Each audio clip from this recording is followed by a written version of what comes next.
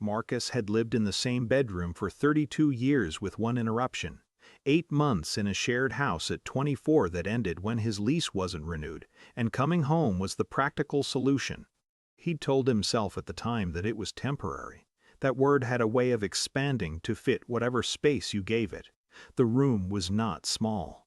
His parents' house was a solid, semi-detached in a quiet part of town, and his room had a desk and a wardrobe and a window that looked out over the back garden, which his mother tended with a devotion she had never quite directed at her older son. He had put up shelves. He had a good lamp. He had made the room livable in the way that people make things livable when they've quietly accepted that livable is what they're getting. He worked in financial auditing for a regional firm. He was 32 and competent, and the kind of person who remembered to ask how your appointment went 3 days after you mentioned it. His colleagues liked him. His managers trusted him with the complicated accounts. He had, over the past 3 years, transferred £41,000 into his brother Ryan's education, tuition, campus housing, books, and the replacement laptop after the first one was dropped in the second week of term. Nobody at work knew this. He had never mentioned it. Ryan was 23 and studying business management at a university 2 hours away. He was not a bad person. Marcus had spent time, in the past several months, trying to be precise about this, trying not to let the accumulation of being taken for granted curdle into something that rewrote his brother into a villain, because Ryan wasn't one. Ryan was what happens when a family organizes itself around one child's future so thoroughly that the child never has to develop the muscles you only develop under the weight of your own problems. He was charming in the easy way of people who have never needed to work for a room's approval. He called home every Sunday. He sent their mother photographs of things he was eating in restaurants. He had texted Marcus once in 3 years with any real content, a message that said, "Hey, I know Mom and Dad probably said this, but I appreciate everything you do for uni, genuinely," and Marcus had read it on his lunch break and felt something he couldn't fully name, and replied, of course, and eaten the rest of his sandwich. Of course, that was the problem, summed up in 2 words. He had made it all so easy for so long that ease had become the only version of him anyone needed to imagine. The label started at Christmas. 2 years ago, Marcus had given his parents a joint gift, a new coffee machine. Practical, well-reviewed, something his mother had mentioned wanting. He had spent time selecting it. His father Gerald opened it with the expression of a man performing gratitude for something he considered insufficient and said, loudly enough for the room, "Trust Marcus to find the bargain option." And people had laughed, and his mother Ellen had smiled in the way she smiled when she wanted to smooth a moment without actually addressing it. Cheap son. It had started as a joke the way these things do, and then it had stopped being a joke by becoming the background frequency of how he was referred to. At his uncle's birthday, at a cousin's wedding where Gerald had introduced him to someone with, "This is the one who lives with us, very careful with money." At the dinner table, occasionally in the register of affectionate teasing that carried, underneath its warmth, the quiet insistence that a person stay in the shape assigned to them. Nobody counted the £41,000. Nobody mentioned it in those introductions. It had been made invisible by the very reliability with which it arrived, regular as a utility payment, and treated with roughly the same acknowledgement. He heard the conversation on a Sunday evening in September. He had come downstairs for water. The kitchen light was on, and his parents were at the table with a laptop open, and he was 3 steps from the door when he heard Ryan's name and the name of a postgraduate program, a master's degree, a university in another city, fees that his mother was reading aloud from the screen. His father said, "Marcus can handle the first year at least. He's got no real outgoings." His mother said nothing for a moment.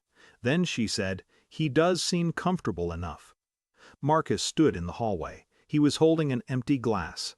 He was wearing socks and a t-shirt he'd had since university, and he was listening to his next 2 years being decided by 2 people at a kitchen table who had not thought to include him in the conversation because including him had never been necessary before.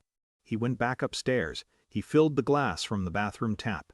He sat at his desk and opened his laptop and looked at the spreadsheet he kept, the one with the running total, column by column, semester by semester, and looked at the number at the bottom for a long time.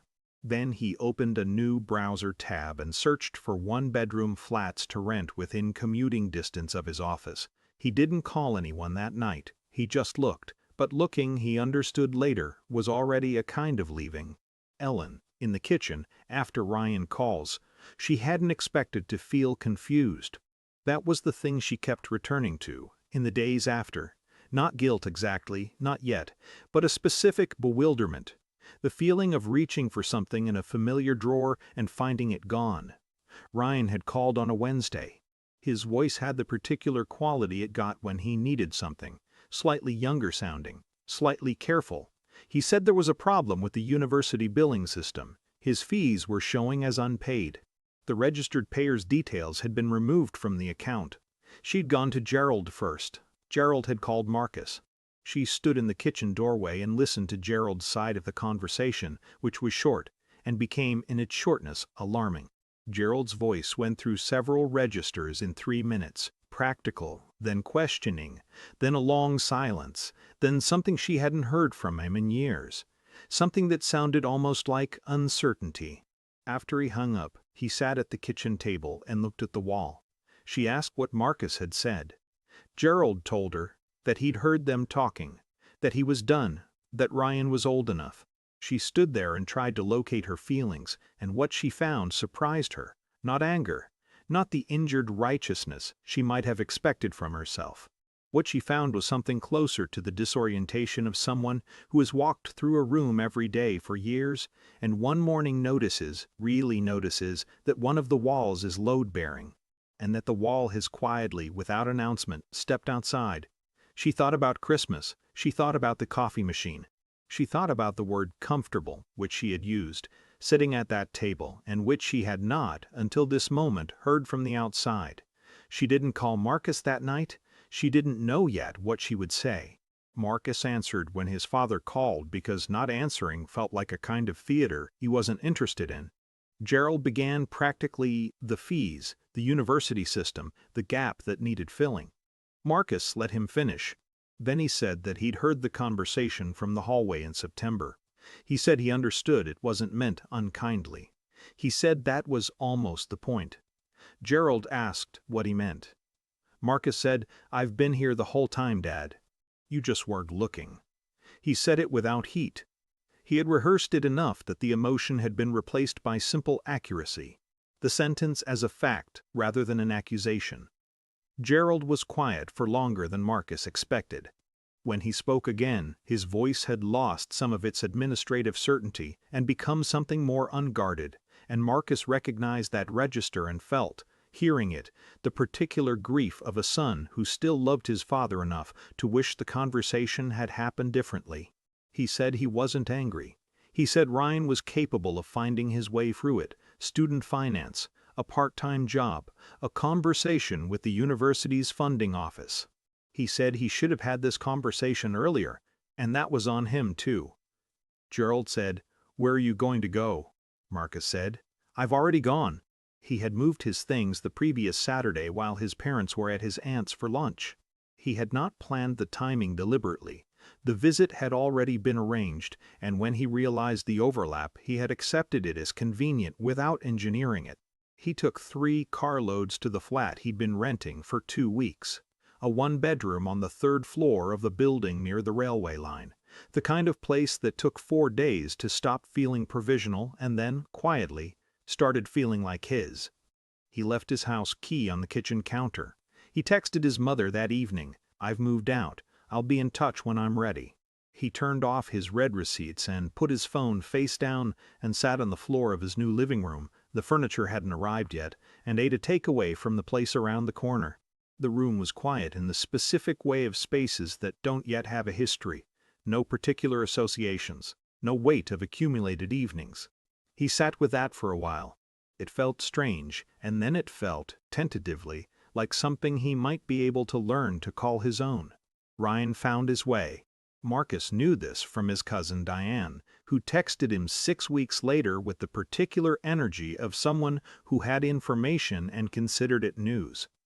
Ryan had gotten a part-time job at a sports bar near campus. He had applied for a university hardship bursary, and received a partial grant. He had deferred one module to reduce his load. Marcus read the text twice. What he felt was not the satisfaction he'd half expected.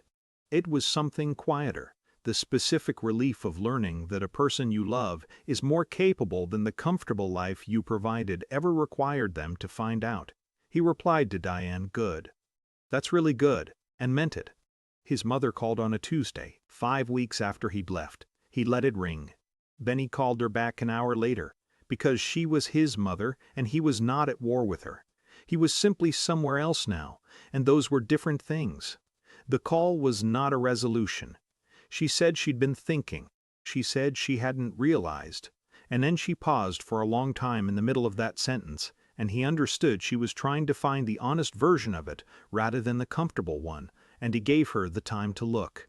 She said, "I think we made it very easy not to see you properly." He said, "Yes." She asked if he was all right. He said he was getting there.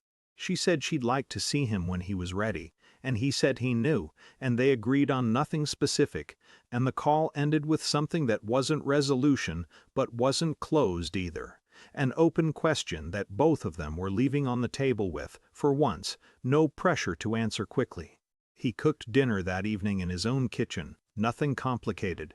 Pasta, a sauce he'd been making since his 20s, the kind of meal that doesn't require attention. The window above the sink faced a small courtyard. There were sounds from the street, a bus, someone's music from a window above.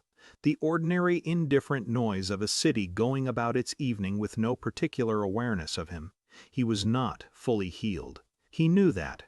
The missing was present in the kitchen with him, his mother's voice on the phone, the particular way his father cleared his throat before saying something he found difficult, even Ryan, the brother he had funded into adulthood without ever being properly known by him. He missed the versions of those relationships that might have existed if everyone, including himself, had been paying different kinds of attention. That missing was real. He wasn't going to argue it away. But the kitchen was his. The lease had his name on it. The pasta was for no one but him, and he had chosen it freely, and when it was done he set the table, properly, plate and fork and a glass of water, and sat down in his own chair, in his own silence, and ate,